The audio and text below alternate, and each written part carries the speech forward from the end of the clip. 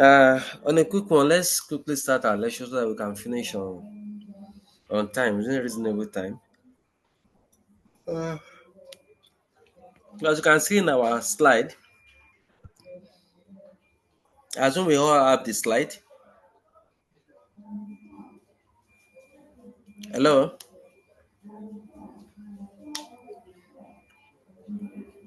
Mr. Samuel Oyewo, okay, man. We all have the slide. Onokpas Anthony. Yes, we can see your slides, sir. Okay, thank you. Let's quickly start because I wish to finish on time, maybe in the next 2 hours or less than. Okay, so to start with, we are looking at risk management. This aspect of the risk management that we are looking at this morning has been aligned with the syllabus so that there is no area question will come that will not be able to address. So to start with, we are looking at the nature of risks. What do we call risks? So risks is usually associated with the possibility that things can occur in an adverse way. So that means when we are talking of risk is all about the occurrence of events that is attached to the company strategy, the company operations, the company investment, and the company strategic decisions. So the occurrence of these events might be minimal. The probability of occurrence might be low. At times to some kind of risk, the probability of occurrence might be high. So in the event of risks, we must know that risk events might turn out to be worse than expected. It might turn out to be worse than expected, or that sometimes bad might happen. We can see the incidents that happened during the week. I think it was it on Tuesday or Wednesday at the Federal Inland Revenue Service in Mandelas. That 7-story building. Nobody expected fire incidents. A lot of staff lost their job. Can we call that one occupational hazard? So they put in place a lot of risk measure, fire extinguisher, but it's beyond that.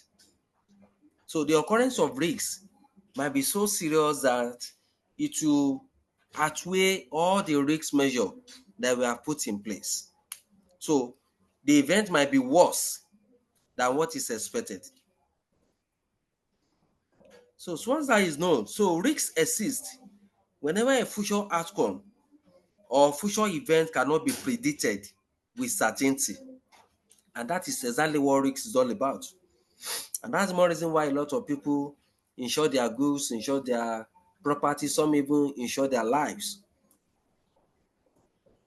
Because we don't know the time, the nature, or the degree of occurrence of the risk. So we must know again that there are a range of different possible outcomes or events that might occur anytime a risk occur. So risk generally can be divided into two main categories. We have pure risks, and at the same time we have speculative risks. So let's look at the pure risks. So the pure risk is also called a downside risk. Another name for pure risk is also called downside risk. Normally in exam condition, you will see it in pure risk. The only condition under which we see the examiner using the downside risk is probably when we have a case scenario that they are saying that the company in an approach, their strategic risk approach, they invested in a downside risk. So pure risk is also called a downside risk. So why do we call it a pure risk? Or why is it referred to as a downside risk? It's a risk where there is possibility that an adverse event might occur. An adverse event might occur. So if the event occur, what happens? Event might turn out to be worse than expected. In most pure risks, the event might turn out to be worse than expected. I just cited one example for you now. So in a pure risk, we must know that the event might turn out to be worse than expected, but it cannot be better than expected. Like for instance, now we are operating a printing firm. We are a conglomerate firm in printing and book publishing and the rest. So we have a lot of machines that we are using. So one unfortunate day, one of our staff, his hands are caught with machines. We have one incident of a lady, Sandra, that did not put on her helmet when she entered the production room. So immediately she entered like this, she put on shuku, all this long hair that ladies normally do. By the time she entered the production room, not putting her helmet on, the revolving machine pick her and cut her into pieces. These are typical example of pure risk that the event might be worse than expected. So that is what I mean here, that the event might turn out to be worse than expected. Even the Federal Inland Revenue Service, you can see we have assistant directors, senior managers, whatever, that died in the process because of that incident of fire disaster that occurred some few days ago. So the event might be worse than expected, but it cannot be better than expected. So if that one is understood, we can proceed, because other things that I put there, they are examples. Like for instance, I said, for example, there might be a safety risk that the employees could be injured by an items of machinery. This is a pure risk because the expectation is that no one will be injured. But a possibility does exist, yes. Our workers can be injured even with the machine they have been using for several years. Another example of a pure risk, before we leave this particular page, is that similarly, there may be a risk for a company that key workers might go on strike. Worker strike is a typical example of pure risk too. Okay, so having know that, what is speculative risk? Speculative risk is also called two-way risk. Another name for speculative risk is two-way risk. So speculative risk, also called two-way risk, exists when the actual future event or outcome might either be better or worse than expected. So in speculative risk now, you still have the opportunity that the outcome of the risk when it occur, it might be better, that would be suitable for the company, or it might be worse than expected. Can we have an example of speculative risk so that we proceed? And investors in share, this is an example of an investors in shares is exposed to a speculative risk because the market price of the share might go up or down. Even investors that trade dollars, foreign exchange, there are some people that that's their major business. Apart from buying shares, there's possibility that the rate of naira to dollars can drop, the rate of naira to dollars can increase. That's what we call a speculative risk.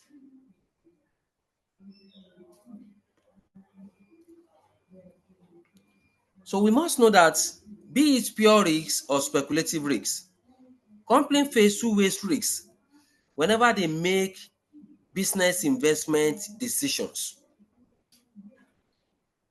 Anytime we make investment decision, risk is always attached. For example, a company might invest in the development of new products on the belief that sales and profits will increase.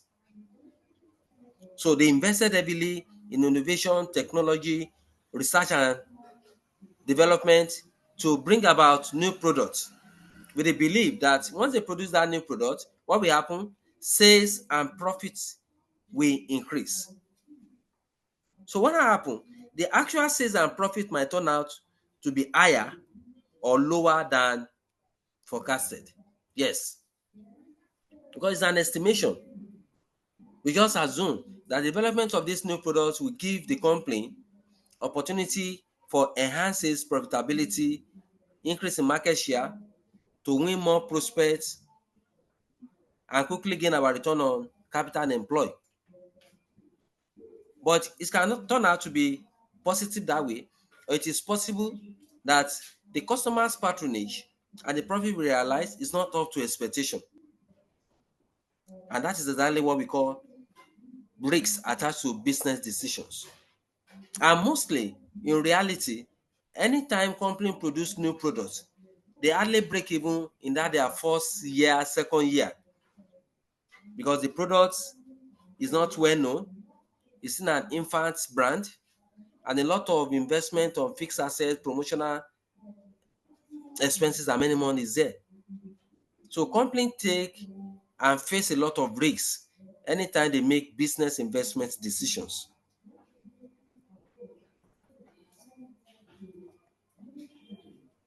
So conclusively, on pure and speculative risks, pure risks are risks that often be controlled either by means of internal control or by insurance. If not for the fact that that incidence of light is so outrageous that the internal mechanism, the effort of the staff and the community cannot subdue it, they put in place some fire disaster, a lot of fire mechanism, alarm and what have you. But you discover that it's beyond them. So anytime we have such a risk, the best that the company should do as a proactive measure is for you to insure your company by underwriting what we call fire disaster. There's an insurance policy for that. So be it pure risk or speculative risk, any risks that have high probability of occurrence and high impact, HH, we should insure it. If the risk is not insurable, we should avoid it.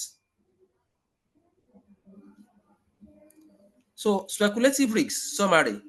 Speculative risk can be avoided because risks must be taken in order to make profit.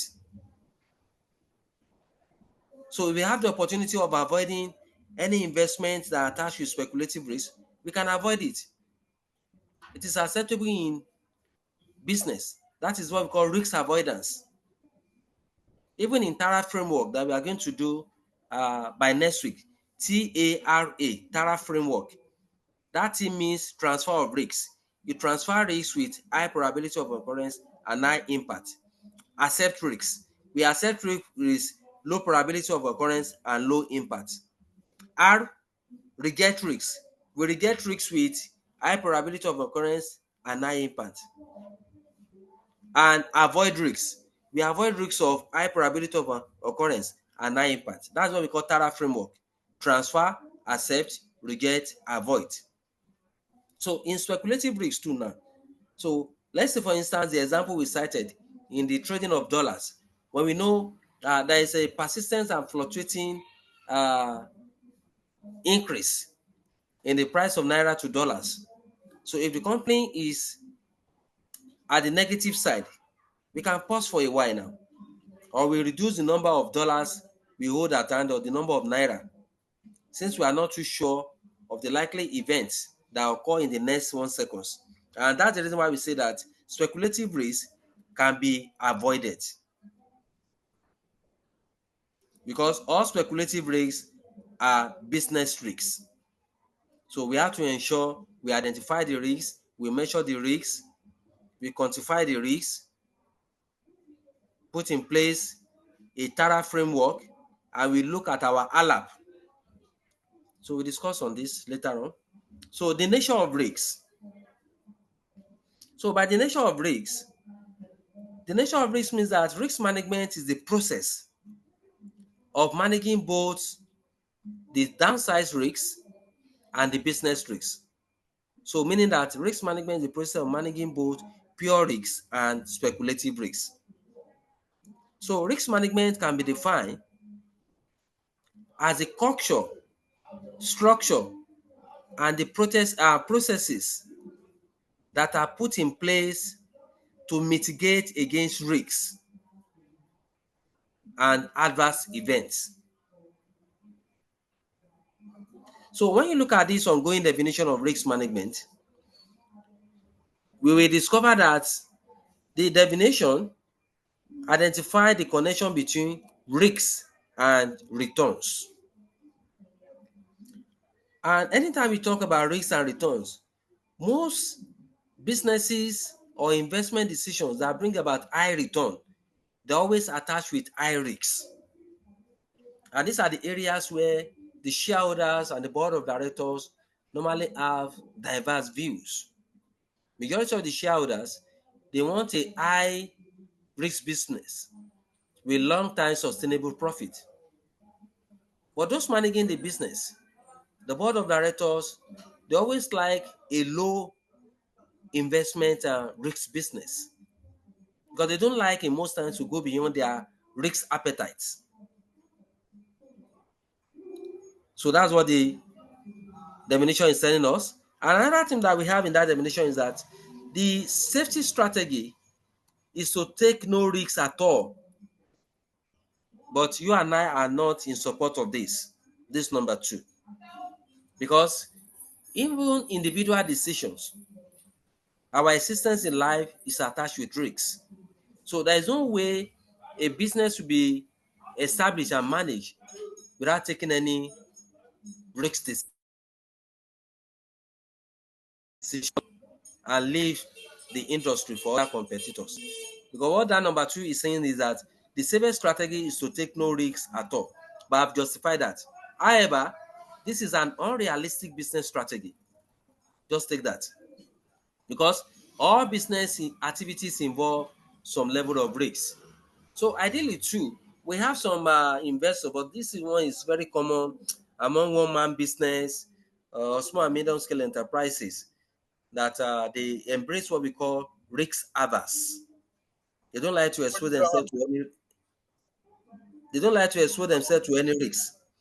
When you give them a business idea that is profitable, that will give them a succession plan and expand their business, because of the uh, very little risks attached, they will not adopt it or implement the risk strategy. Also, if their business have the potential for future growth, it's a viable business. We advise them to take loan to expand the business, nurture the business. So they say, no, no, no, I don't like taking no. Some might look at it from the angle of religion. Some might say that the interests are what have you. So we must learn to take risks. The likes of Dangote for what they are, Elon Musk and what have you, Femi Otedola, the majority shareholders in First Bank now, they take some risks before they can get to that level. And if you know, one of the attributes of an entrepreneur is risk bearing. They are high risk taker. High risk taker. So no complaint can exist without an element of risk decision. So in number three, that explains the definition for that, says that business decisions should be directed towards achieving the objective of the company. And what is the main objective of the company? The main objective of the company is to increase the value of the shareholders over the long time. We must make and maximize the profits of the shareholders. We must perform the fiduciary duty of care. We must maximize their wealth and achieve sustainable long-term profitability. So as a result of this, it is always essential to have in mind that all business risks are attached with some certain level of decisions. So what are the responsibility for risk management? Responsibility for risk management. So risk management is a corporate governance matter. Fantastic. And once it is a corporate governance matter, then the board of directors has a lot of role to play.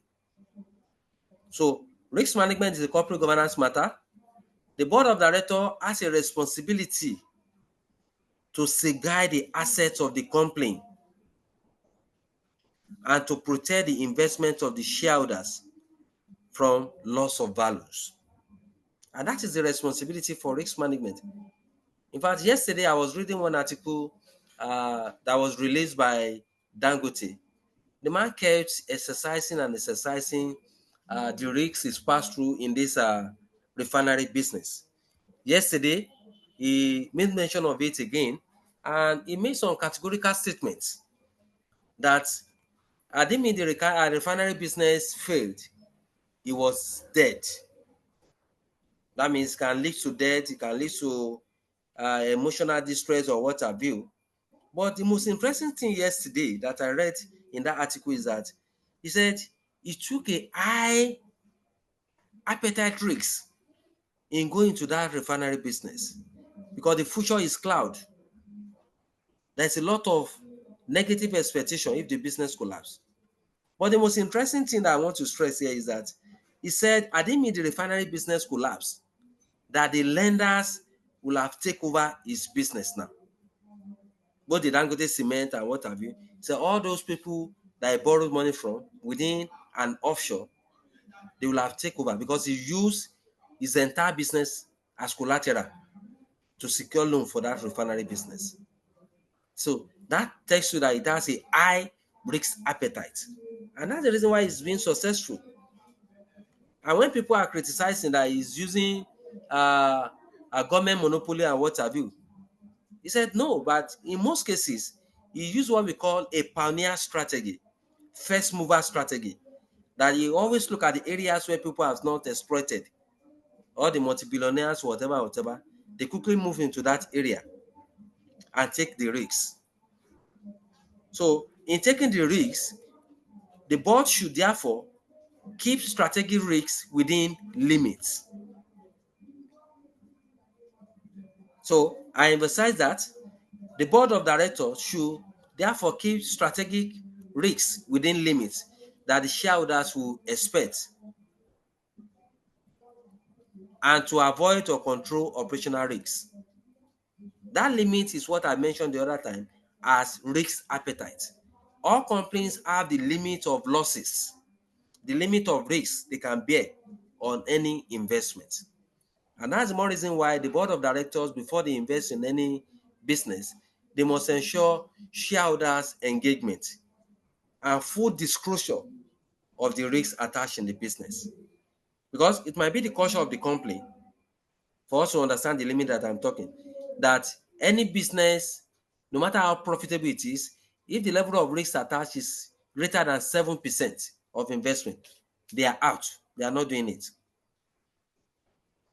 So we must respect the risk culture of the company and act within the threshold, the limit of the company's risks that they can bear. So the Nigerian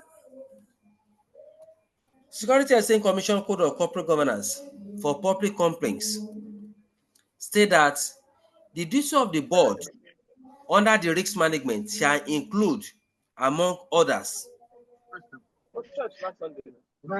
one, who is that? Please, me, please mute to please mute yourself, please. Thank you, bless you. So the SEC says that the duty of the board of directors, as in relation to the risk management, is one, the identification of risks and monitoring of risk management system. In any business we are doing, irrespective of the nature of the business that we are doing, we must identify the risks attached to it, evaluate the risks, and monitor the risks. For complaints, they put in place a risk management mechanism. Two, it's also said that the board may establish a risk management committee. That is remarkable. So the duty of this risk management committee now is to now look into risk identification, risk monitoring, risk evaluation, risk control, risk appetite of the company, the TARA framework that I mentioned. So they advise the board on every strategic decision taken, including risks attached to all operational business activities.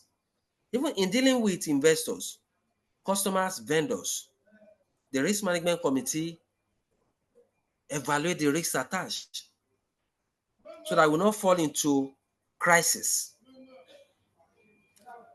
Thirdly, the board is responsible for defining the company risk policy. And this risk policy must be a culture that all the staffs across all levels must embrace.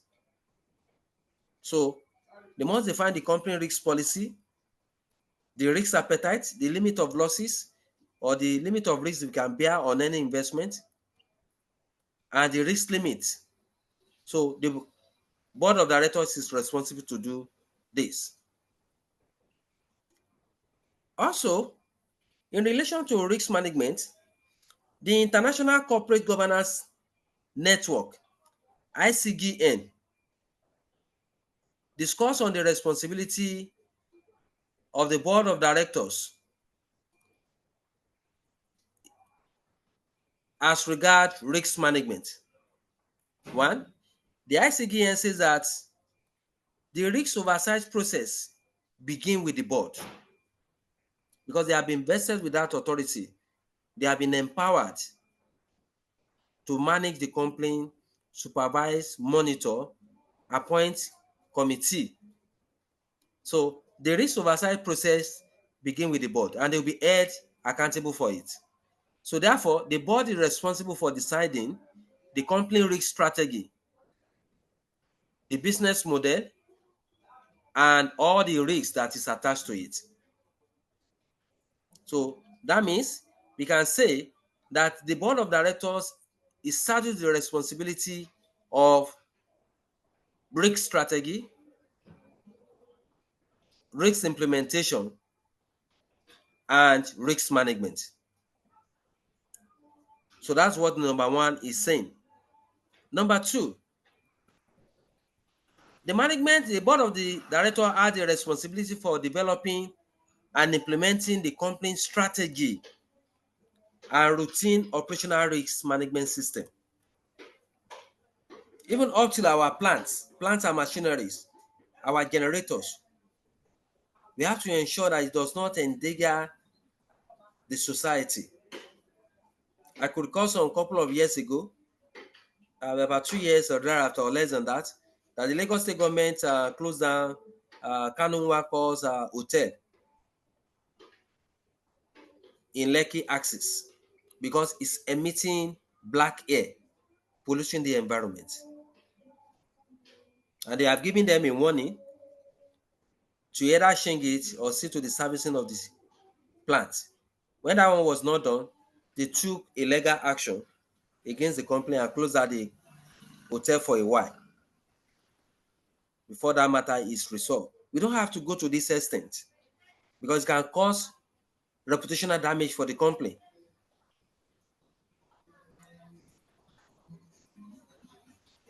The risk management and internal control, because this one too was mentioned as a line statement in the syllabus. Risk management and internal control. What does it mean? In accordance with the Nigerian Code of Corporate Governance, the board of directors should undertake at least annually a thorough risk assessment covering all aspects of the company business and ensuring that the company risk management policy and practices are disclosed in the annual report.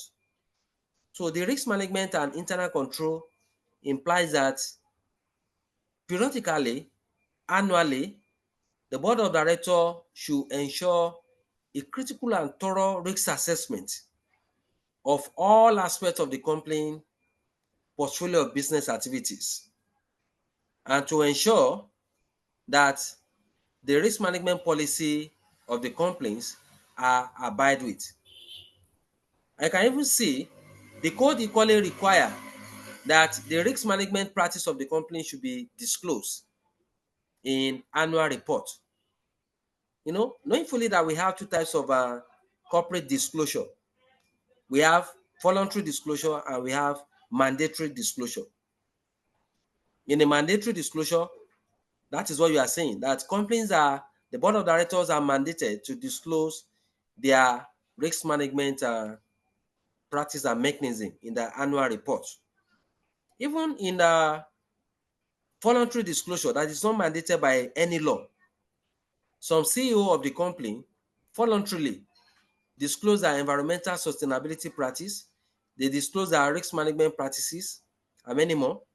But the criticism under that is that since there is no law that requires that, it's a voluntary thing, that it doesn't come freely. A lot of money will be spent, and that money can be channeled into another thing. And secondly, is that they said all this voluntary disclosure about risk management policy and the rest can expose the company business secrets to competitors. So risk management and internal control is very, very essential. And even ICAN too stresses in their syllabus, stresses in most of the seminars and what have you, that there should be effective system of internal control measure and risk management. So we are moving gradually. So let's look at the Tomball guidance on risk management and internal control. So for example, the Tomball guidance stated that in deciding the company policy with regards to internal control, the board should consider the following. One, the nature and extent of the risks facing the company. And when we say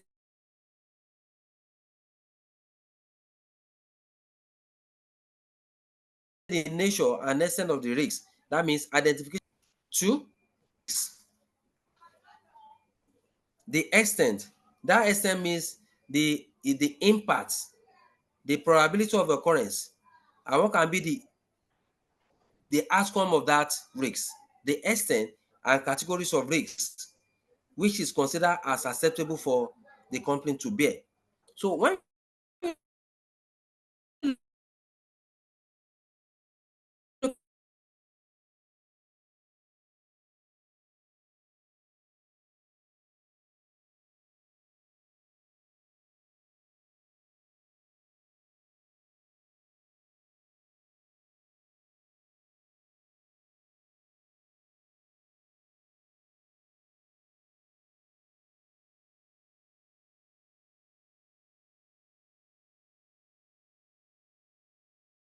at the same time, the Tombu guidance says that the likelihood that the risk will materialize, that is what we call probability of occurrence in risks.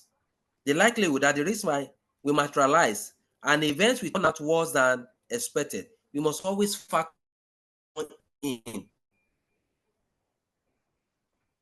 Also, the Tombu guidance says that the company's ability to reduce the probability of an adverse event occurring or reducing the impact of an adverse event when it does not occur. How can we do it? The only way we can reduce the probability of an event, one is a good example that we cited the other time, through insurance policy. Some company do it through outsourcing or subcontracting. Even some company when they cannot bear the overhead expenses of some support staff, they give it to some company to manage, contract staff. And lastly, on the Tombul risk management guidance, it said the cost of operating the control. That one is very, very, very essential because the cost of controlling or managing the risk must not be more than the consequences of the risk. So we have it that the cost of operating the control related to the benefit that the company expects to obtain from the control. What does that mean? If there is a probability of occurrence that if our machine breaks down, it will cost us almost 100 million naira to purchase another industrial machine. But to avoid the breakdown of the machine, the company set aside 250 million naira for the maintenance and avoidance of the machine to break down. That means the cost of controlling the risk is more than the actual cause effect if the risks occur. We must not perpetrate fraud in this area, and we must ensure that the internal risk control mechanism and committee do proper justice here. External consultants can be called in place. We must ensure that too much of money is not used to control a risk, that the probability of occurrence and the actual effect of it is minimal. So having looked at that, so what are the elements of risk management system? Element of risk management system. The first element of the risk management system is that there should be a culture of risk awareness. There should be a culture of risk awareness. And all the staffs within the company must embrace this. So our risk management policy is our philosophy, is our core value, is our culture, and it's part of our vision and mission statement that all staffs must know and they must abide with it.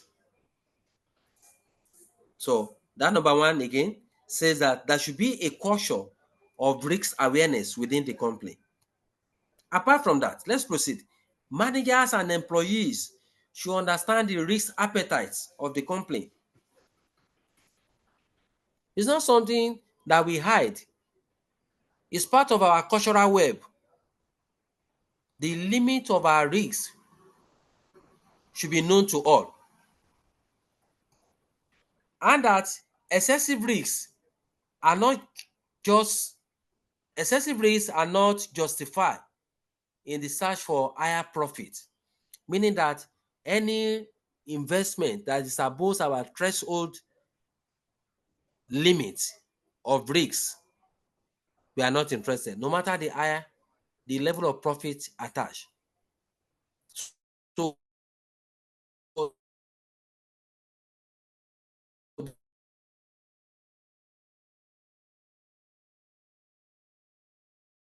or investment collapse.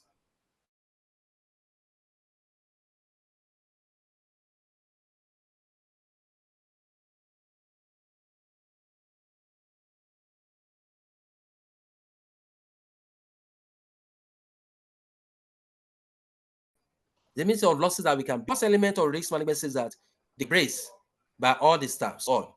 Two, the second element is that there should be a system and process for identifying risks, assessing risks, and measuring risks. That means we must give priority to risk identification, risk measurement, risk assessment.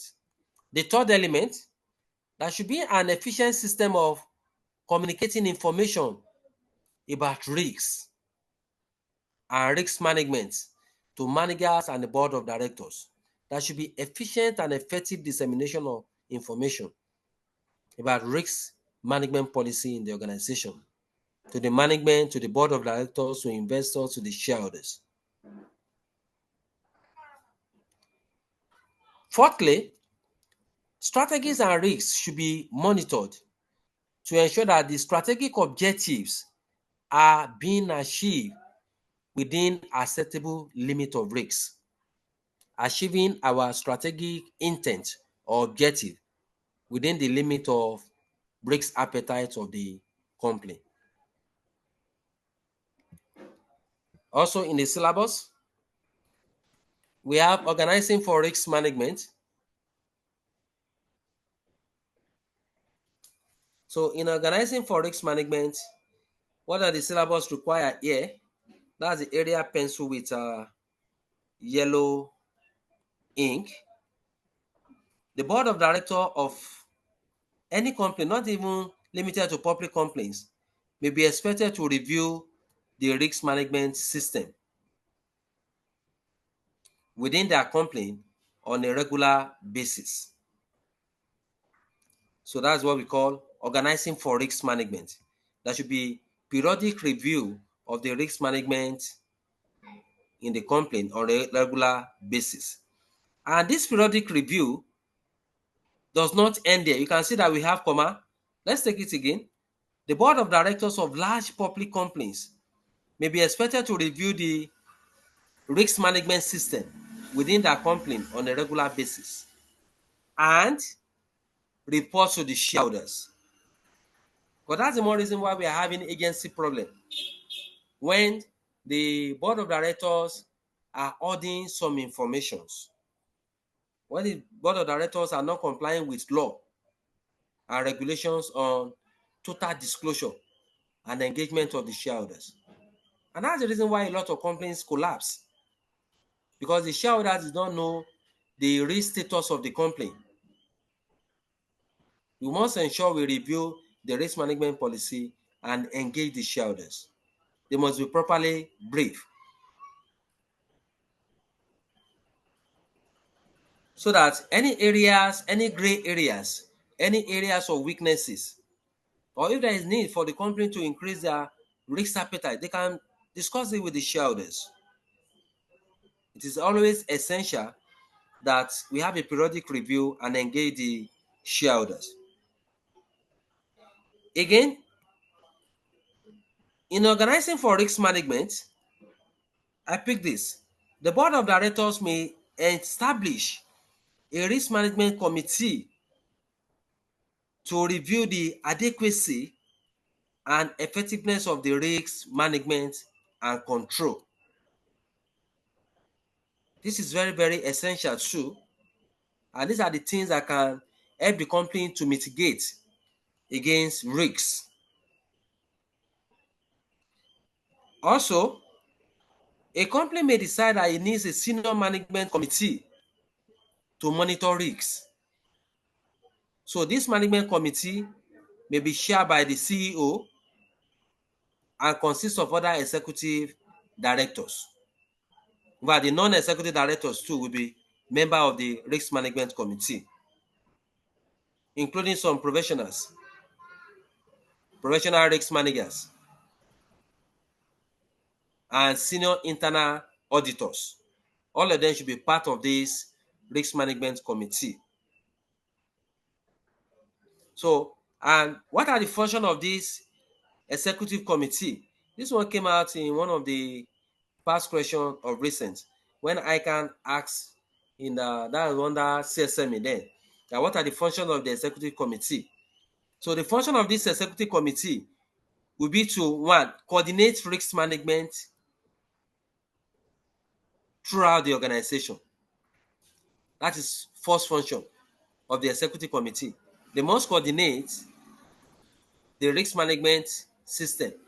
Two, they will be responsible for identifying and assessing risks.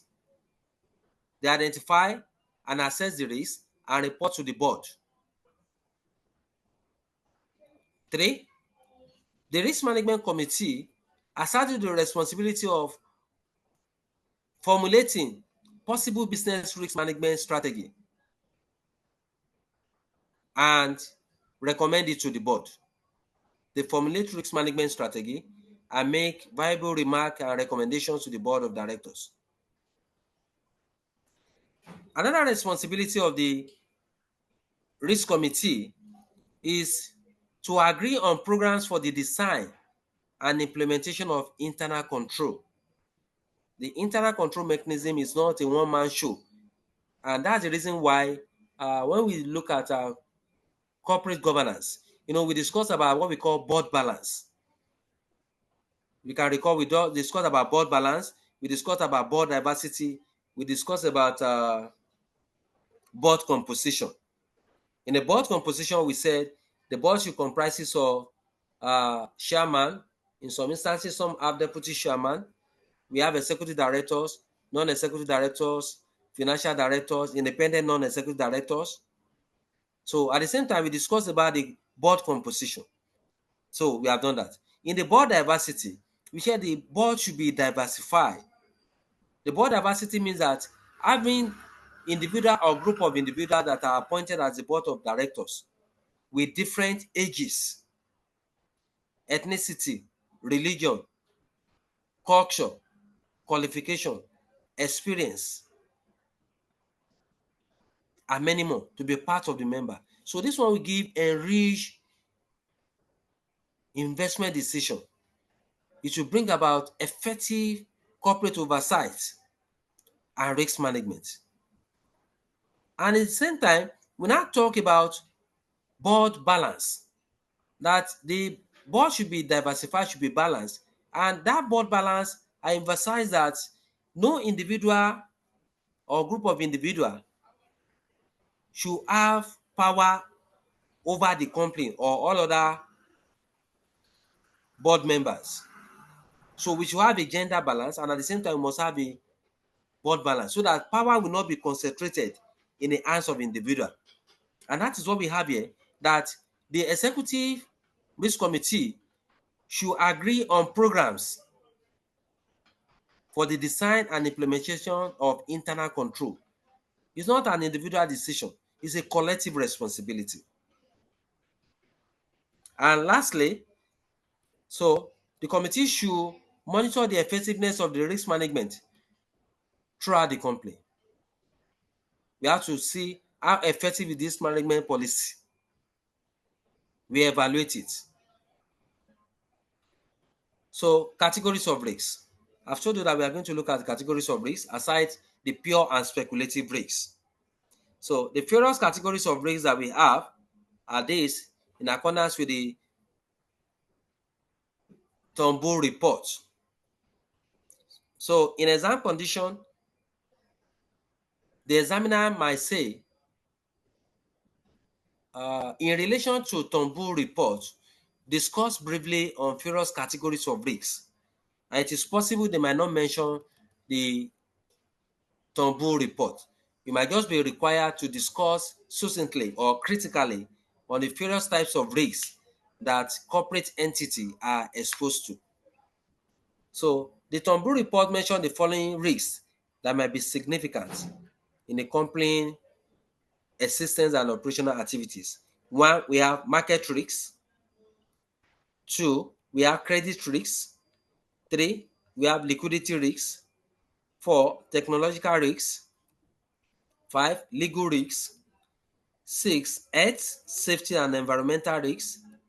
Seven, reputational risks. And eight, business probity risks. Okay, let's look at the first one, market risks. Their simple meaning has been underlined for you to comprehend. So market risk. Market risk is the risk from changes in the market price of key items. That's all you know. You can now expatiate it in your own simple English. You can paraphrase it. If you like, you can cite a lot of examples, maybe one or two. So that market risks are risks that arise or occur due to changes in the market price of key,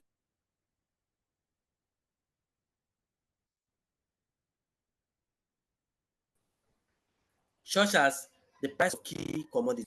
In Nigeria, the we are now experiencing a slight economic stability because the price of goods and services is becoming a bit normalized. But that notwithstanding, we can't rule out that we are not still feeling the effect of the hyperinflation. So in market risk, it occurs when the prices of goods and services are not stable. There's a fluctuation in the price of goods and services. And it normally occurs when we have what we call galloping inflation, hyperinflation, or ordinary inflation. And we are experiencing that now, that the price of goods and services is not stable. It's increasing. In fact, there are some products that I don't know if they increase the price by 100% or 125%. Even the government too. You can see uh, this is our international passport. That's why the fact that it's not a consumable product. You can see the price increase from about 30 something thousand naira to 100. thousand for 34 pages. That was 64 pages, about 200 pages. So the price of all these consumable goods that we are buying is increasing. So when the price is not stable, that it go up, go down, that is what we call a market risk.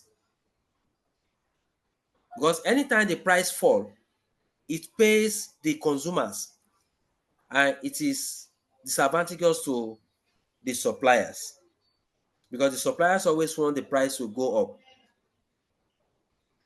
So, but in some instances, when the price of some basic raw materials that the company need to transform into finished goods fall, because they can be able to acquire all these goods at relatively lower price, transform it, and sell at reasonable price. So market price can go up or down, and the company can benefit from a fall in raw materials prices or incur a loss from a rise in prices. When the price fall, it favors us. When the price increase, it is disadvantageous. And we don't have control over the market price. And because of that lack of control, that's the more reason why some companies take inventory and they manage the inventory of material. They have warehouse, some rented a public warehouse where they buy all their needed basic raw materials in large quantity so that they can make provision for the immediate and future use of the material. So any material they use, they have to replenish, buy more. And because of this unstable market risk, a lot of companies who are now doing what we call backward integration, having alternative source of raw materials. So the next one we have credit risks. So credit risk is the risk of losses from bad debt or delay by customers in the settlement of their debt. This is peculiar with companies that give credit facilities to worthy customers. So granting of credit facilities is part of business. As you can see in that note, there was one aspect where I put it, okay, I think I've seen it, that credit risk is a major risk for commercial banks, deposit money banks, because lending is a major part of their business operations. And it's very risky.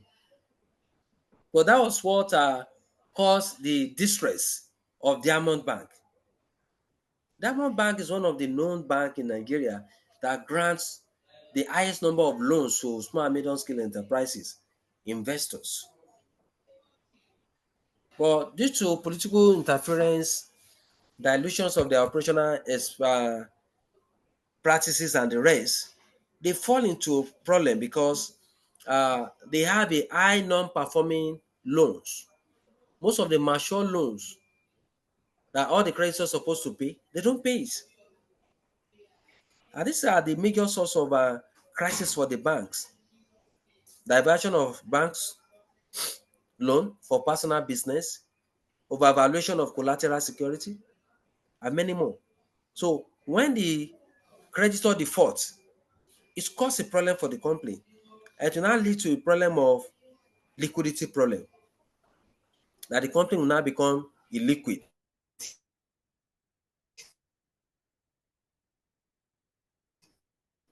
They will not have sufficient to pay vendors and the rest.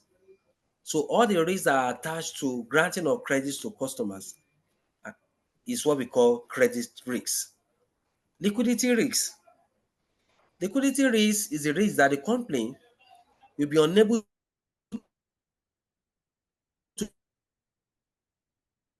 to make payment to settle liabilities. When so liquidity risks occur when company become insolvent. It happens to banks too. Manufacturing company, construction company, many companies at times face liquidity risks. And this liquidity risk is one of the signs and symptoms of failure. It's one of the signs and symptoms of distress. So the company had to take a drastic measure to address this situation. So liquidity risk is can occur when a company has no money in the bank, is unable to borrow more money quickly. So how are we going to finance all our operational business? It should be a problem. So these risks have to be monitored, and we must not engage in any investment decision that will bring about shortage in our capital, operational capital that we are going to use to finance our business. Because when this one occur, it will affect a lot of things.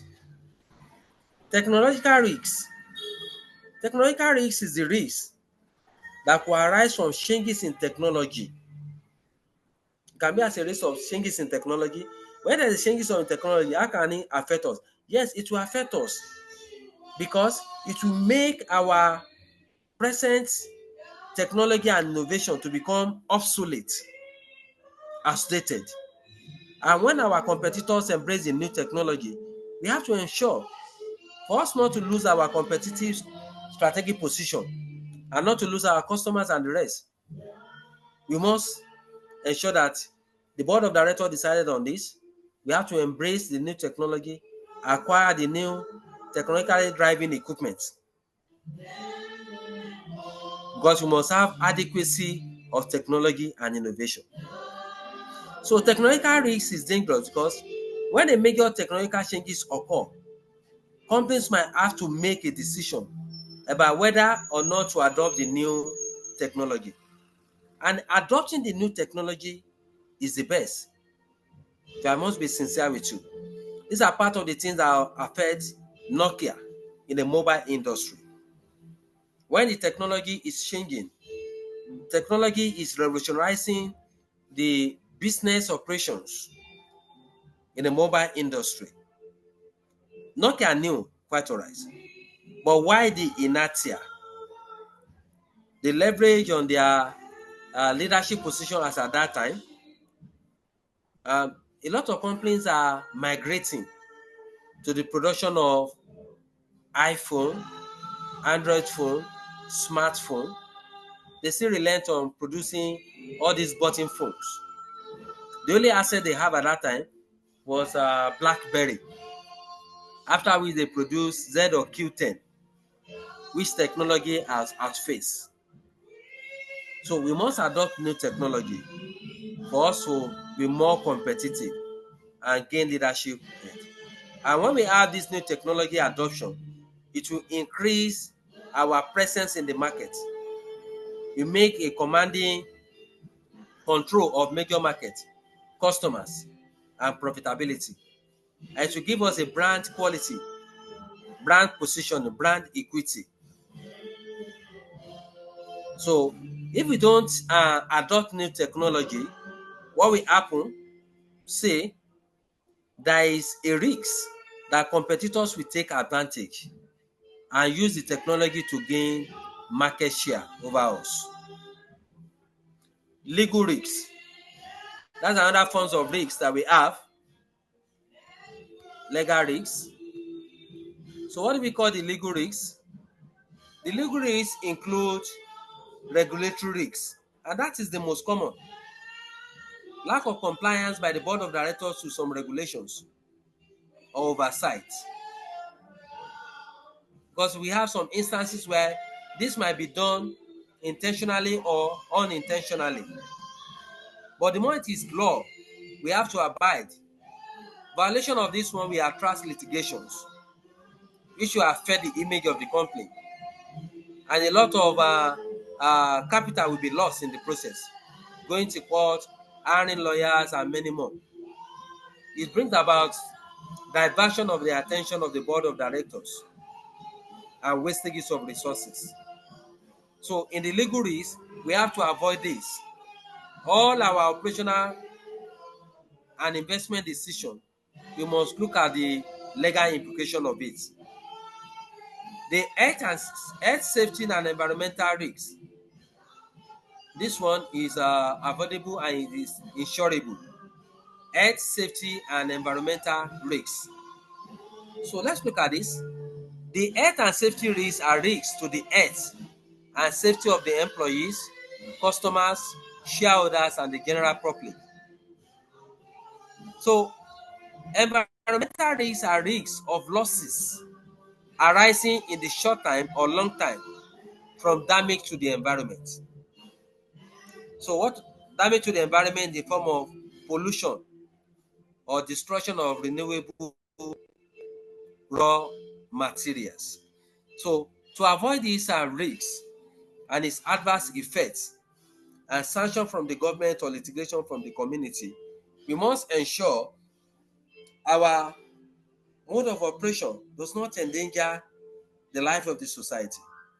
Our mode of operation should not pollute the environment. We must ensure we comply with local and international health safety and environmental regulations. We must ensure that we contribute immensely to environmental sustainability goals of the company. So in health and safety and environmental risk, to reduce the crisis of risks here, the company must ensure total compliance with regulations. And the company too should practice what we call positive social footprint. That one can be carried out through corporate social responsibility by contributing to environmental development, environmental safety. You can even give support to the Nigerian police in this area, the area of security support, so that we are going to be identified as a company that make contribution to social, economic and environmental sustainability. Because failure to do this, what will happen? Let's go to another paragraph. If a company fail to deal with environmental risks in a satisfactory way, it could suffer losses in various ways. For example, it might be fined for a breach of anti-pollution regulations. I'll start one example of a company for you, and we see that most companies, particularly in Lagos State, they have zero tolerance for that. Two, it might suffer a loss of customers due to that reputational damage. Okay, reputational risks. Reputation, reputation risks. Reputation risks is difficult to measure or quantify. It is the risk that a company reputation with the general public or reputation of its products brand will suffer damage. That means anytime we are talking of reputational risk can occur due to damage to the company image or damage to the company brand. There are so many things that can bring about these reputational risks. Like for instance, the sale of obsolete products, the production of unwholesome products, perpetration of unethical business practices, or when the company participates in ultra-vire business. Ultra-vire business means that businesses that the company is not registered for. So reputational risk can occur when the company violates laws, or it might be that the product that we produce there is lack of total quality management and it endanger the life of the consumers. We have some instances like that during the regime of our late president, uh, President Mohamed Buhari. We have this incidence of a high infant mortality in the general hospitals, that we have kids, babies within the age of 6 months to 2 years or thereafter, they are dying. So high rate of death of babies. That's what I mean by infant mortality. So this one now capture the attention of parents, the government, and some global agency like World Health Organization. They support Nigeria during this period. So Nigerian government, in conjunction with the agency, NAFDAC and the rest, they have to instruct that all the drugs they are dispensing in the hospital at that time should be stopped. They took all these drugs to the lab and checked if there is possibility that they can trace it to any of the drugs. So unfortunately, a company that has been celebrated for many decades globally and locally, this company that is owned by the China CEO that produced my Peking teething powder, they trace it to their products. All because they discovered that after the research, let me summarize it. They discovered that by the time the babies consume the teething powder or syrup, it collapsed their kidney and they die. This one caused a lot of crisis that the Nigerian government have to close down the company. In fact, the Chinese government take action against the owner when he finally uh, moved down to China. But I think I overheard that the man died in the process. So what caused this thing is lack of total control, quality control. And the mistake is from the production department, purchasing department, store department, and the supplier. Because the company order for diethylene propanol, if I don't mistake, diethylene propanol. But mistakenly, the same supplier they've been buying from for over 70 years supply them with diethylene glycol, which is dangerous for the immune system of the baby. So reputational risk can come from many sources. And that's the reason why we must have in place a risk management control that will review and evaluate every step or decision that we take so that it will not affect the company and bring about premature closure of the company. Because government will take action, customers will sue us, investors will sue us, the community will sue us. So we have the business probity risks. Business probity risks. This one affected mobile filling stations some years ago.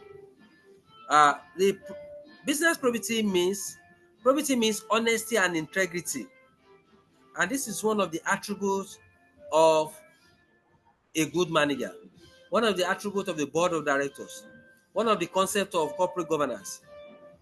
You must act with integrity, honesty, accountability, transparency.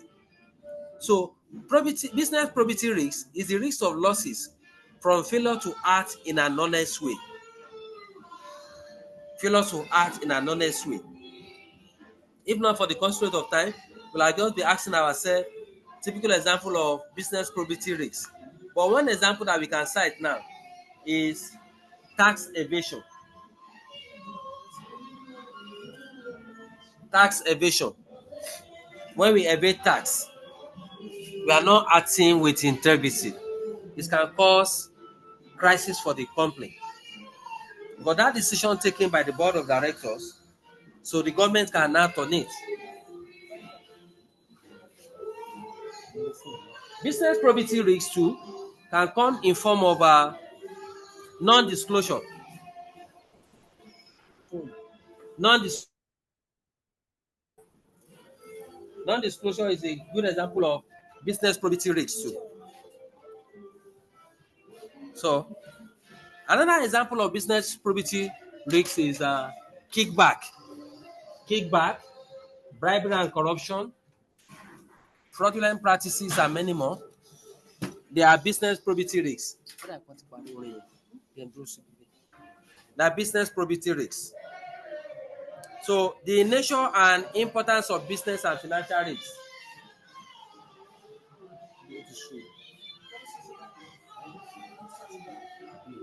The nature and importance of business and financial risks.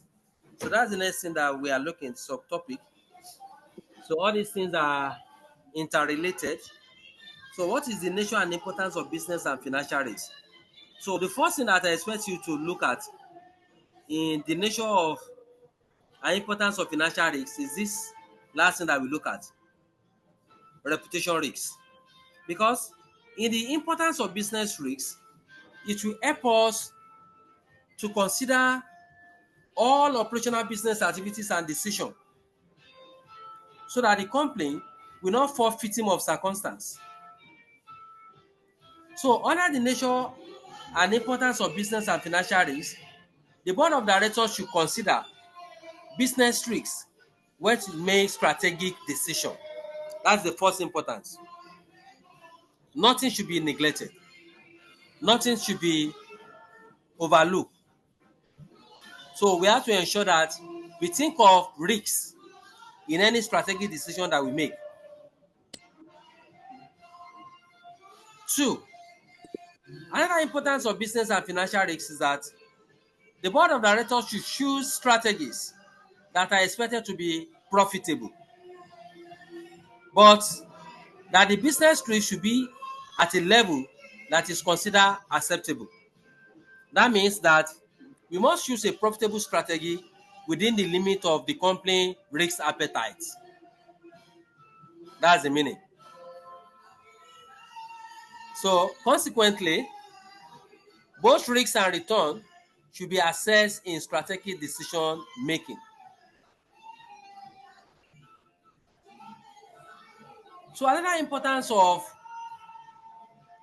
business and financial risks is that you and I should know that business risks are strategic risks that threaten the health and survival of a business.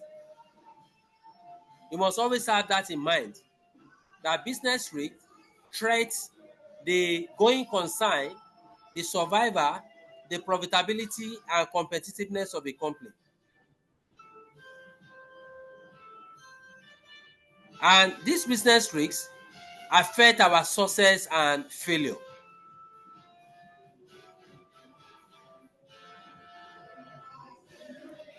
So in terms of our business risks, we are informed that our financial risks should be monitored very well. That's our liquidity risks, because cash flow and liquidity problem can be very damaging to the financial health of a business. And when we don't have cash, money to finance our business, automatically the company will be static, it cannot grow. And this might lead to either merger or acquisition of the company. So next we look at the concept in risk management. Concept in risk management.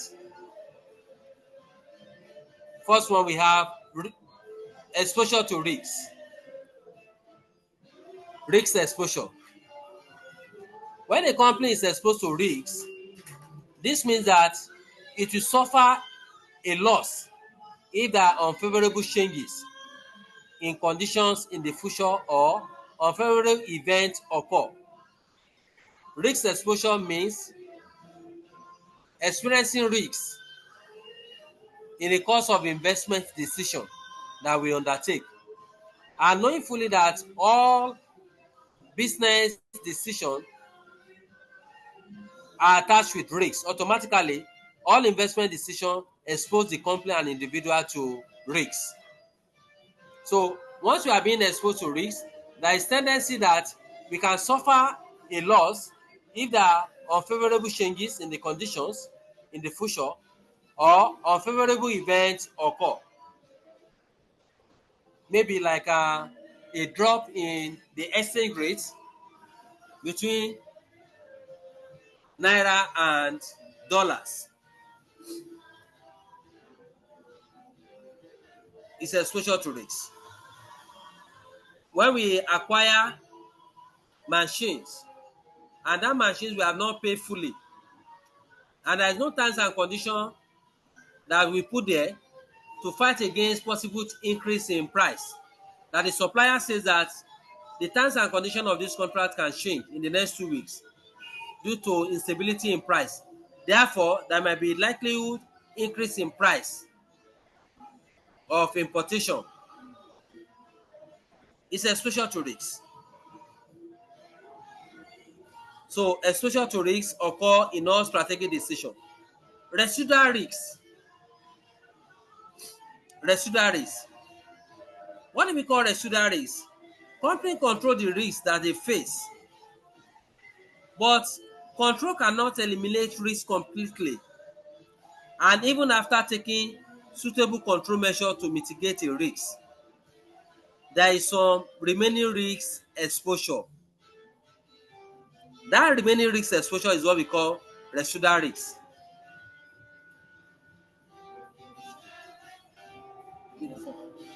The remaining exposure to a risk after control measure have been taken is called residual risk.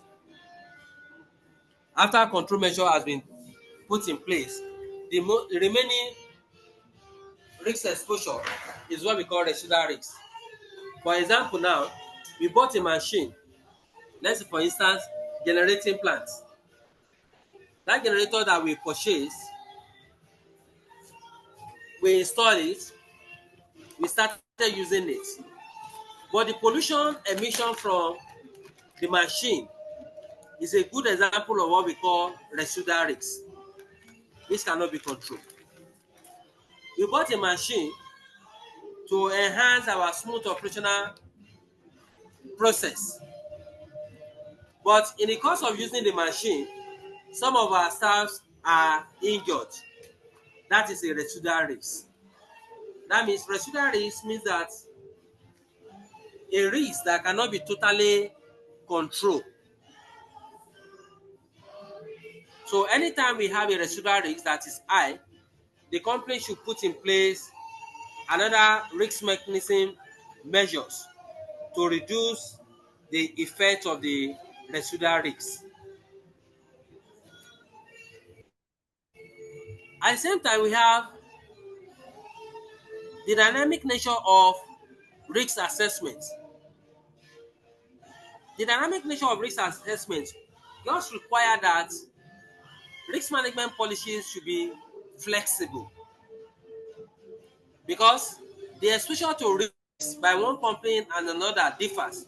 And at the same time, the business environment is equally unpredictable, because there are some factors in the business environment like political factors, economic factors, sociocultural factor, technological factors, ecological factors, legal factors, competitors, global factors that can bring about sudden changes and expose our company to risks.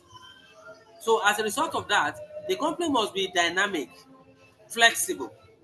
They must be able to take a proactive and swift reactions to mitigate against any unforeseen risks or changes in the business environment. So company must not be reactive or static in their risk management approach.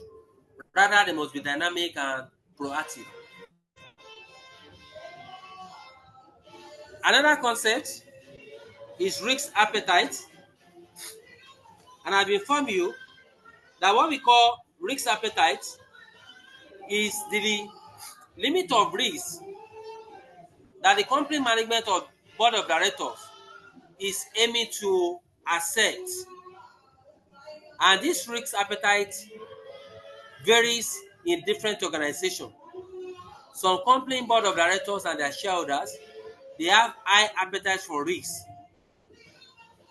They are ready to finance a project that is profitable and with high risk. Some company, they have low risk appetite. They cannot finance or accept any project or contract or investment with high risk. No matter the level of risk appetite that we have, we must ensure that the risk appetite of the company must not affect profitability and sustainability of the company.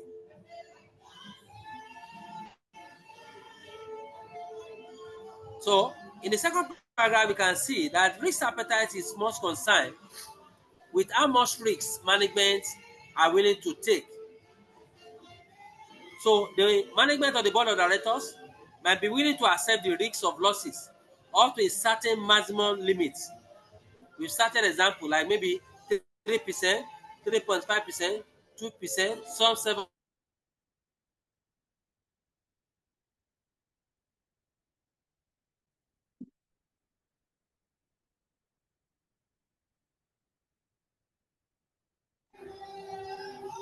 Hello?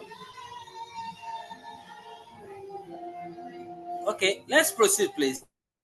I said the risk appetite of a board or management depends on one, the nature and importance of the decision, that is the investment decision. Two, the nature and amount of the potential gains or losses. Three, the reliability of the information available to help the board or management to make their decision. And that's one reason why we must source for our investment decision from experts. And we must not relent on internal investment appraisal or decision. External consultations have to be adopted before we take any investment or risk decision. Another determinant of risk appetite is shareholders and board of directors limit or threshold level. The acceptable risk appetite that is decided by the shareholders and the board of directors. So on this, at times they have some differences, but that differences have to be resolved so that they can be on the same page. So what is the board policy on risks? Board policy on risks. The risk appetite of a company should be decided by the board of directors. Risk appetite of the company should be decided by the board of the directors. So apart from being decided by the board of directors, let's see what happens again. Risk management should be decided by the board of directors, and a policy on risk should be decided and communicated by the board to the management. Because we have said it earlier on that the risk management policy of the company is their culture, is their philosophy, that all the employees, including the investors, embrace. So under the board policy on risk, the board must decide on the risk management policy and it must be communicated. Secondly, the managers need guidance on the level of risk that will be legitimate, because the legitimate risks are the risks that are decided and adopted and made formal by the board of directors. So we must not do anything contrary to that. Thirdly, under the board policy on risks, managers, be it executive directors or non-executive directors, functional managers should not be allowed to take whatever decision they consider to be suitable. No, they must not be allowed to take whatever decision they consider to be suitable, regardless of the risks. No, they must take decision based on the risk management policy of the company. There should be zero tolerance to that. And there should be no violation of the risk management policy of the company. Because if managers are allowed to just take any decision that is suitable to them without considering the risk management policy of the company, what will happen? This will lead to inconsistent decision making and could expose the company to unacceptable risks and losses.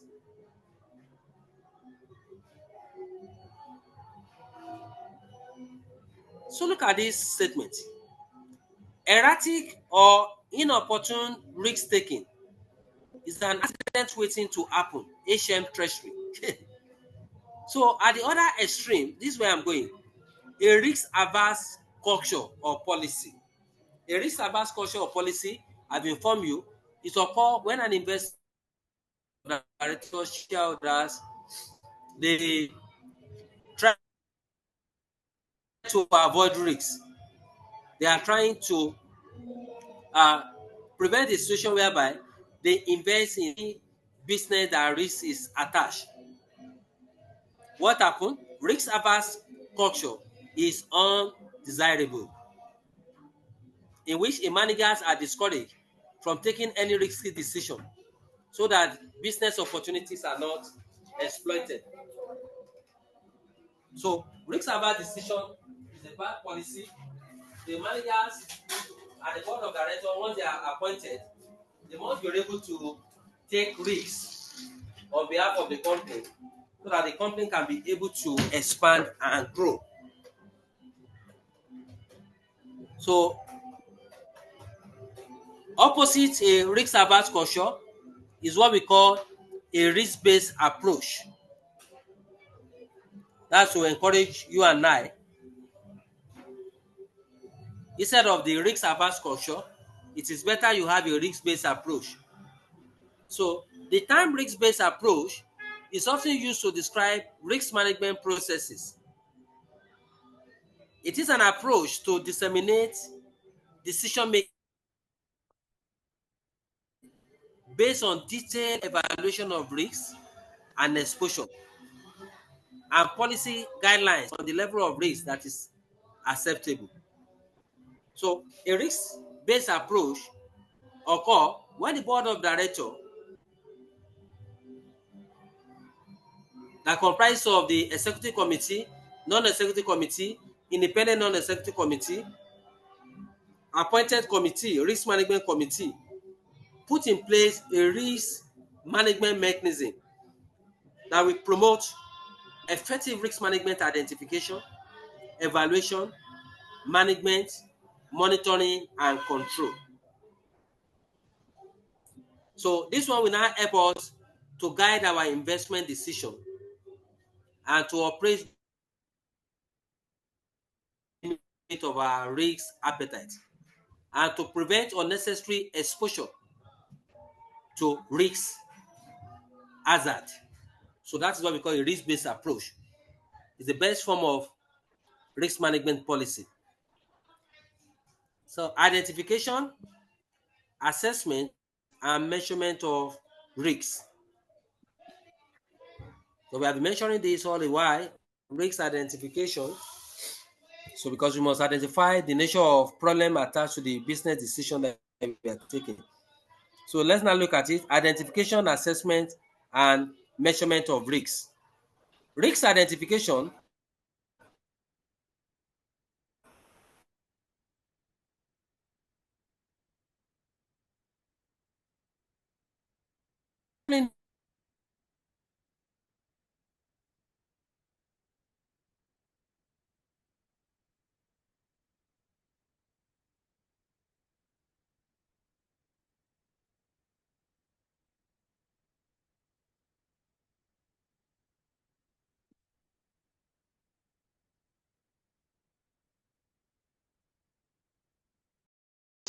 experience, initiative, the contributions of the committee members and the rest to help in Hello, risk sir. Hello. Hello. identification.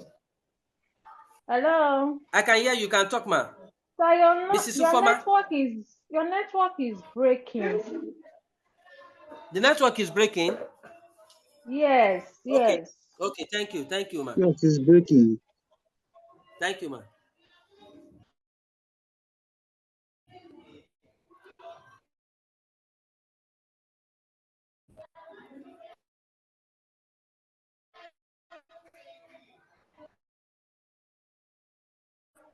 Okay, so let's proceed. Let's see if the network is clear now. I said there are no standard rules. Can you hear me clearly now? Hello? Okay. Okay. Why? Because in a large company, it might be appropriate to identify risks at different levels in the organization.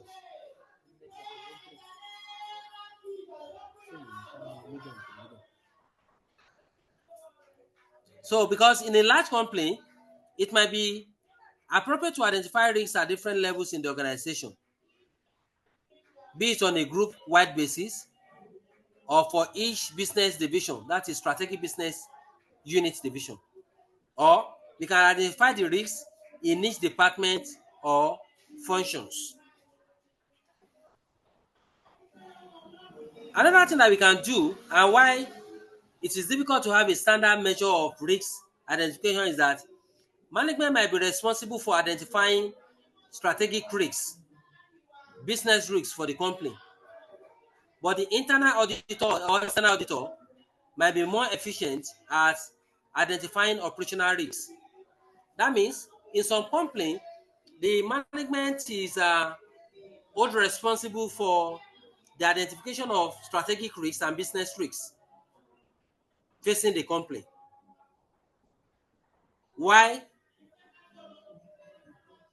Identification of the operational risks is the responsibility given to the internal auditor and external auditors that the company engage.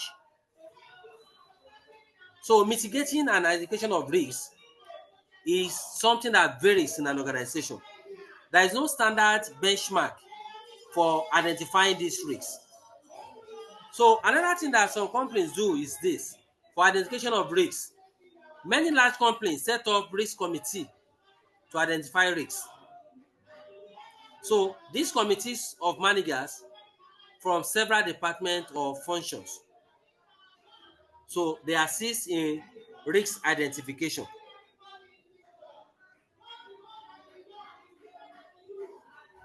So the importance of the identification of risks is that it will guide our portfolio of investment decisions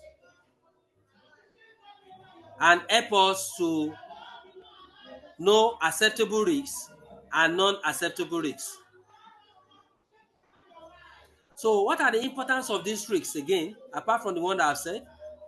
It will help us to rank the risks in order of significance. It will help us to rank the risks in order of importance. 2, risk identification will assist us in identifying the risks that are the most significant.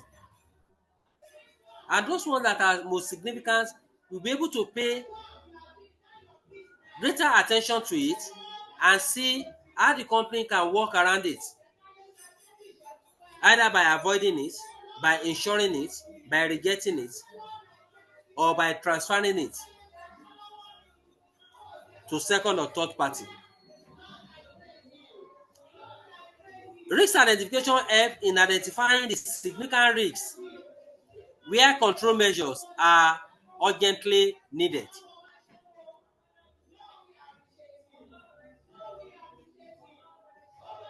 So the next that we have in the syllabus is that the syllabus require that we should know the impact of risks on stakeholders. And these stakeholders, there is no limit to the number of stakeholders that we can mention. I think under this I mentioned 7 stakeholders. We like I can increase the stakeholders more than that. And exam condition, it might be required maybe 5 or 6. The stakeholders, to refresh our memory, the stakeholders are individual or group of individuals that have a stake or interest in the organization. They are the people that the policy of the government or the company affects. And in turn, the stakeholders who can influence the company policy, success, and performance. So you are informed that we have different categories of stakeholders: internal, external, and many more. We have known and unknown stakeholders, narrow and stakeholders. We have done this. Maybe when we are doing revision, we are still going to discuss on this fully again. So under the risk syllabus, the examiner said that we should look at the impact of risks on stakeholders. So what are the impact of risks on all categories of stakeholders? 1, let's look at the impact of risks on the employees. The employees are exposed to several risks in their job. This includes the risk of loss of job and the threat to health and safety in the work that they do. Yes, some even work in a company that produce chemical. All these chemicals are hazardous. It's dangerous to their health. Some, they lose their life as a result of occupational hazard that they don't expect. It can be as a result of fire incidents. It can be as a result of violence in the organization that some staff will be affected. The employees can lose their job due to changes in the company policy under the change management.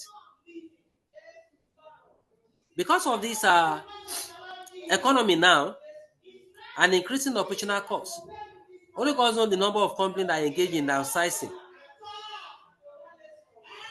So these are part of the risks that the employees face, because when there is downsizing, they lose their job. And it is possible some of these companies can engage in both downsizing and downscoping. They do the two together. They downscope and they downsize. What I mean by downscoping means that they close some unproductive units or branches, and some of the staff might be laid off. But it is very possible we downscope without downsizing. When we downscope, we close the outlet. We can still transfer some of the staff in those units or branches to another branch to continue their work. So there are so many risks that the employees face. Apart from that, investors too. So the investors, when investors buy the shares of a company, there are some expectation of sort of company, and they believe that the returns they are expecting from the investment. For example, an investor might buy shares in a company expecting it to be high risk company, which could achieve a very high rate of growth in the share price. But eventually, our expectations is not met, because what happened? Our investors buy shares in a company because the company is stable and can be expected to pay regular annual dividends. But on the other hand, the company experienced instability. Due to this instability and internal disequilibrium and lack of liquidity, it affects their share value. So the investors will bear the losses at that time. At the same time, creditors. The main risks to a company, creditors and suppliers from the company, all risks are this. What are the risks of creditors? The company will not pay what they owe. That means the company will not pay what they own them at that time. Probably the company is owing them 500,000 naira, 1 million naira, 2 million or 5 million naira, 10 million naira. It might be more than that, depending the amount of money involved in the transaction. And at the same time, the company will stop buying goods and services from them during the period where they have liquidity problem. When the company become insolvent, they don't have capital to procure goods. So the only thing the company can do here is, when they have a loyal vendor suppliers that have a sound financial strength and that look at the loyalty of the company in the past, they can still give some sort of credit facility to the company. But for how long? So a high risk company is a high credit risk, because the liquidity risks and insolvency risks facing a company has an impact on the credit risk for a supplier or lender. And that's the more reason why, before you seek for a loan, the bank will have to assess your credit status. Before you buy some goods and services on loan, the seller has to measure and evaluate your credit worthiness and possibly collateral security. In fact, the reputation too. They will consider the reputation of the company. They will consider your product. So community and the general public, what are the risks to the community and general public? So the community and the general public are exposed to risks from the actions of the company. and the failure by the company to control their risks, damages done to the community, the environment, the sea, pollution, and many more. These are some of the risks that the community is facing. So some of the risks in the community equally involve the health and safety risks from failure by the company to supply goods that meets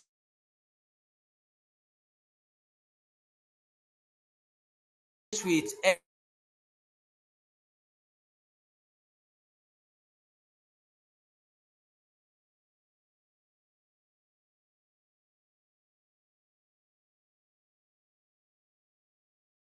they are producing wine, even up to all these table water that we are buying, plastic water, nylon water, sachet water.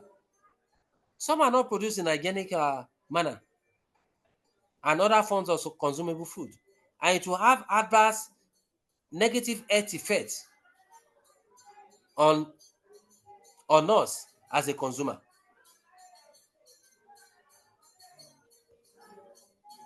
So what are the risks? The effect of company risks to the government. For government, companies are a source of economic wealth for the country. Yes, they create additional economic activities which will create extra wealth, and they provide employment and tax revenue for the government. So the risks now arise that if the company is facing challenges, or if the company is experiencing increasing operational costs in the area of electricity, overhead expenses, raw materials, and many more, majority of them they are now closing their shop. Multi-choice just sold their company to another investors in the industry. A lot of multinational companies have left Nigeria to other parts of the globe and West African countries too. A risk for the government is that major companies will decide to invest in a different country or move their operation from one country to another. And when they move, they are going to leave a very wide gap and crisis, because it will cause employment crisis. Government will not be able to generate revenue again. Their contribution to socioeconomic viability has been eroded. A lot of investors might lose their investments. And that's the more reason why the government must create enabling environment to nurture business activities in the country. So, effect of risks to the customers. The customers as a stakeholder, there are some risk-facing complaints and which also have impact on their customers. A company might face operational risks from human error or system breakdown in its operation. Look at that example that I cited for you. My Peking teething powder is occur as a result of human error and operational risks, and it's ruined the assets of the company, the reputation they have built, and leads to the closure of the company till eternity. So any error that the company perform or the mistake that the company made can affect the consumers, even up to scarcity of their goods. So product safety is very key and germane. Lack of product safety can endanger the life of the customers. These are part of the risks that we face. Importation of obsolete products, expired products. That some weekend so we go and relabel. They will delete the expiring date, put another expiring date. These are part of the risks that we face as a customers too. Also, the risks of transferring the cost of production, cost of advertisements, we bear the risks. There was a year in Nigeria during Obasanjo regime that they have to stop MTN from further advertisement in that year. Consumers complain and some pressure groups that they have run too much adverts in that particular year, and we are going to be the one that will pay. And upon all the advert, the services was fluctuating that period. And that was the year they said they should remove everywhere they go from their slogan. So business partner is one of the stakeholders too that feel the impact of the company risks. If the company make sizable and robust profit, the business partner rejoice. If the company ran into litigation problem, it's a collective responsibility. The business partner suffer. If the company did not make any profits and they are unable to share dividends, the partners suffer too in the process. So there are so many areas where the business partners too suffer risks. So let's look at risk assessments, the impact and probability. Risk assessments. The assessment of risks is sometimes called risk profiling or risk mapping. Risk mapping. I think in the next class we should be able to have another drawing on this risk mapping, because we are going to look at risk edges, risk diversification,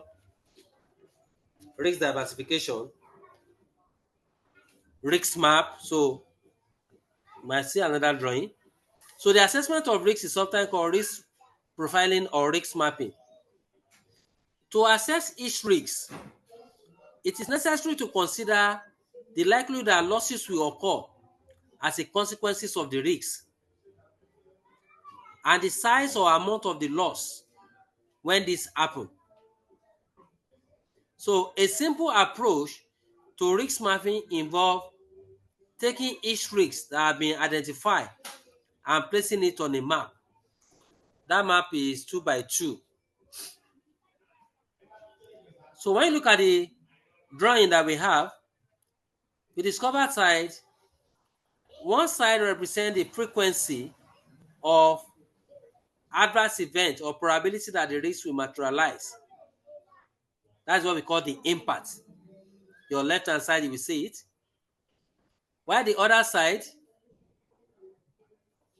represents the impact losses when the event occurs. So in that diagram, when you look at the first column of the diagram, what we have in that diagram is that we have high impact / low probability. High impact but low probability. The meaning of that is that the risks, the business risks, if it occur, it will have high impact, high effect, adverse effect on the company. But the probability that it will occur is low. That is the meaning, that high impact, high effect, high adverse effect, but low possibility of occurrence, low probability. So this kind of risk, high impact, but low probability of occurrence. So this kind of risk, we can monitor it. We can monitor the risk. We can continue to assess the risk and accept it to some extent. The second one in the right column, high impact and high probability. These are risks that threaten the company, operations, and continuous existence. So once the risk has high negative effect and high possibility of occurrence, we reject the risk, or rather, we transfer the risk. We can insure it. This one, we have low impact or low probability of occurrence. Let's accept this risk because it has low effect when it occurs, and the probability of occurrence is equal low. The last one, low impact and high probability of occurrence. This one, let's avoid the risk because it has a low impact, but the probability that it will occur is high. So we can avoid it. But because of the fact that it has low impact, companies that have a risk appetite can accept it because the impact is minimal. Just that the probability of occurrence is very high. That is occupational hazard.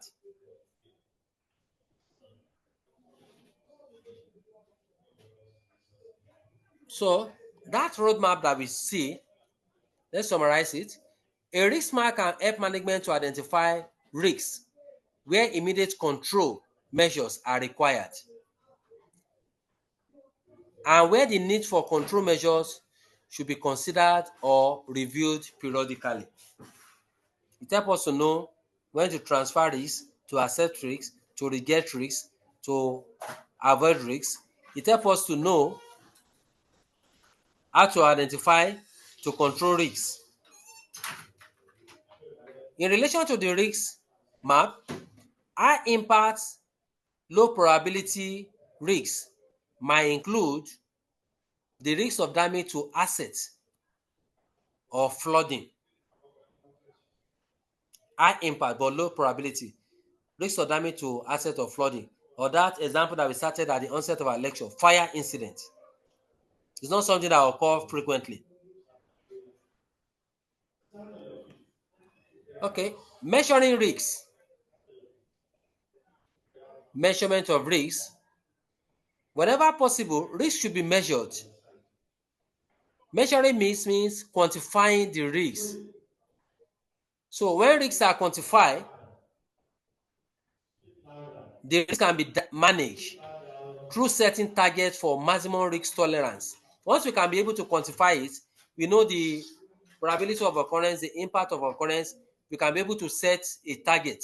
We can be able to know our limits, and we can be able to know how to use our TARA framework. Maybe we are going to transfer the risk, accept the risk, reject the risk, or avoid the risk. So, and our risk management, we must know that risk management can be financial measurement or non-financial measurement.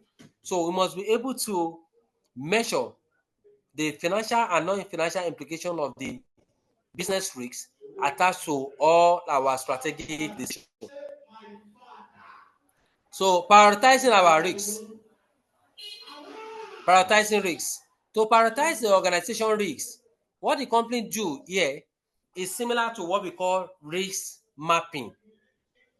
The essence of prioritizing the risks is for us to know the risk management decision that we are going to accept. The essence of prioritizing the risk again is to know the risk management policy to accept.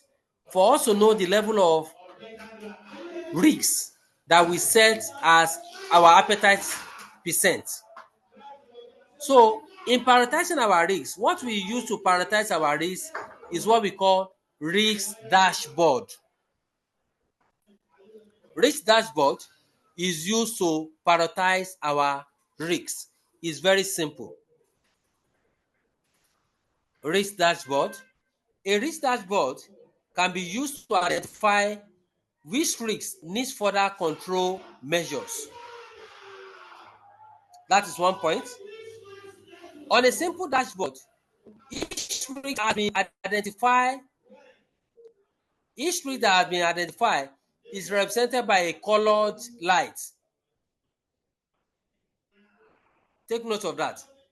On a risk dashboard, each identified risk is represented by a colored light.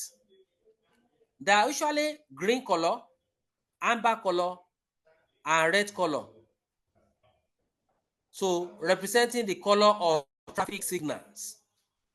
So in that risk dashboard, to cut the story short, what we advise investors and what I will advise you to is that you always advise your company or take a personal judgment to accept a green color. A green color is a color that shows that the risk attached to the business is low and the probability of occurrence is low and the limit of appetite is low. Let's look at it together. When a risk has a red light, that's the reason why I pencil this red. This indicates that the further risk measure are needed because the probability of occurrence is high and the impact is high. A green light indicates that the risk is under control, low probability of occurrence, low effect. An amber light indicates that the risk need to be kept under review. That means that there is low impact or high probability of occurrence. So that's what we call rich dashboard. Another important thing that is next to that is ALAP. ALAP means ALAP. You can see ALARP. ALAP means as low as reasonable practicable. As low as reasonable practicable. Oh, sorry, there's a line that I missed in that diagram that I put there. So in ALAP, the common sense suggests that low risk is more acceptable than high risk. So that diagram illustrates this relationship. In that diagram, there's an inverse line that cut across. So I advise in that diagram, I circle that to low, that the company should always consider a low risk. And if I thought they are going for high risk ventures or investment, they should not go too high beyond their risk appetite limit. And the board of directors must engage the shareholders. Going forward, the ALAP principle is that it is usually impossible, or if it is possible, it is grossly expensive to eliminate all risks, but that any residual risk should be as low as possible. So the alliance says that as low as reasonable practicable, that it is not possible for you to eliminate totally business risks, but we must commit some business risks and make provision for how we can control all other risks that can occur as a result of that our investment decision.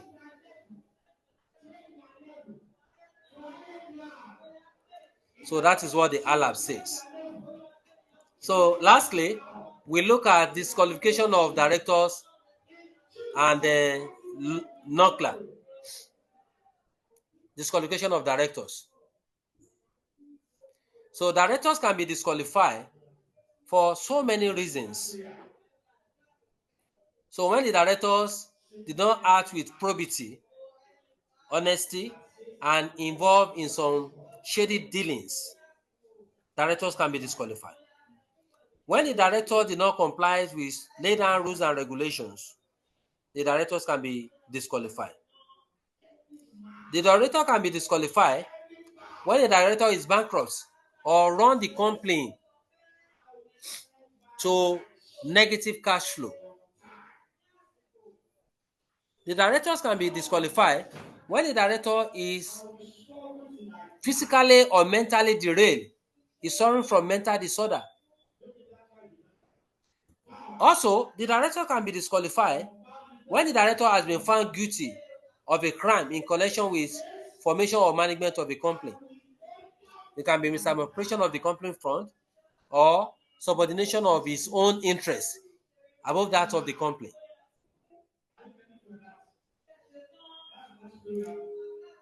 In shanking director, the director can be shanked for many reasons. One, director may retire voluntarily. Voluntary retirement can bring about shanking director. Another point is this: retirement by rotation. Through retirement by rotation, director can be shanked. What do we call retirement by rotation? Retirement by rotation is a corporate governance practice used by the board of directors and the shareholders to limit the activities, atrocities of the directors and to compel the directors to be performing and submissive. The retirement by rotation stipulates the tenure of directorship that the appointed director will use in office, mostly 3 years. But these 3 years is subjected to possible reappointment or removal. That means once the director has been given letter of appointment, it will be stated in that letter of appointment that your tenure is subject to retirement by rotation. that by 3 years, dot of 3 years, the director will set aside and allow his performance to be reviewed by the board of directors. If the directors perform up to expectations, the shareholders and the board of directors can vote and reappoint him for another tenure. But if he perform below expectation, his tenure lapse then. So it's a very good way to change director without having any litigation problem or agency crisis.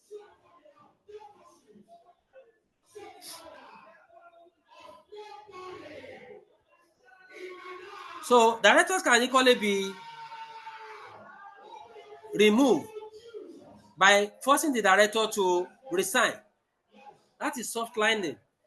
I have one scenario like that in one of the company last week, and one that happened in one private polytechnic that I don't want to mention the name. I don't want it to go on there, but it's something that just happened about 2 days ago, that they asked the rector to resign, and this one too will save him his reputational damage or whatever. It will not affect his profile. So unanimously they agree, and the director within 20 to 15 minutes resigned honorably. And when this happen, when directors resign, when this happen, some directors and some companies, it might negotiate compensation for the loss of office. We have some instances like that, that they still pay the director some dues and reward and compensation, but we cease to further be called the director or act under the capacity of the director of the company. So lastly for today, if I don't make mistake, we have NOCLA principle. NOCLA is an abbreviation, NOCLAR, NOCLA. NOCLA means non-compliance with laws and regulations. That N stands for non, N, NO stands for non, C stands for compliance, L stands for laws, and R stands for regulations. So again, NOCLA principle means non-compliance with laws and regulations. So the NOCLA has been embraced by a lot of corporate bodies, professional bodies, including public enterprises and many more. So the meaning of NOCLA is that all accountants have oath of confidentiality and secrecy on some matters that they are not expected to disclose. But all these things is affecting and ruling investments of shareholders. A lot of companies are experiencing premature death. As a result of that, NOCLA was now introduced. And even ICAN too embraced NOCLA and now put it as part of the syllabus for their professional exam. The introduction of NOCLA requirements into the ICAN code followed its earlier introduction by ISBA, and NOCLA is defined as any act of omission or commission, intentional or unintentional, committed by a client, an employer, an employee of an employer, and this is contrary to the law or regulation. So what NOCLA means that an accountant is expected to disclose all fraudulent practices, all vices. An accountant is expected to act as a whistleblower to report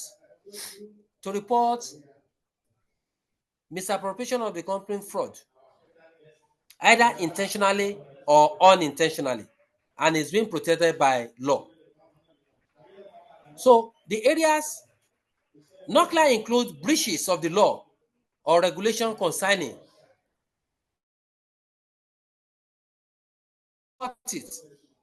corruption or bribery, money laundering, fraudulent security market trading. In the banking sector, cybercrime, manipulation of dormant accounts, tax evasion or manipulation of tax and figures, lack of compliance with environmental protection and sustainability, or any activities that can endanger the public health and safety. The Knockler principle empower accountants to report this. That you should set aside the oath of secrecy and report.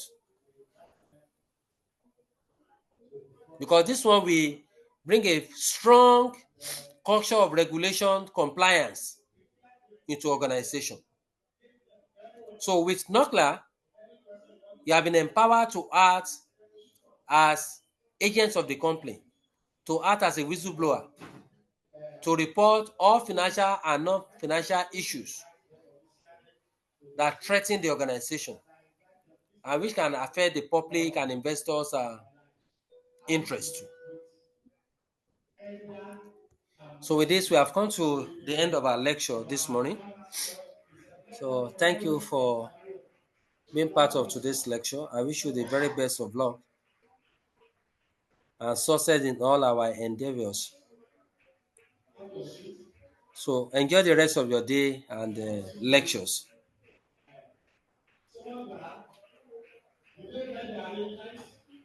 Is there any question?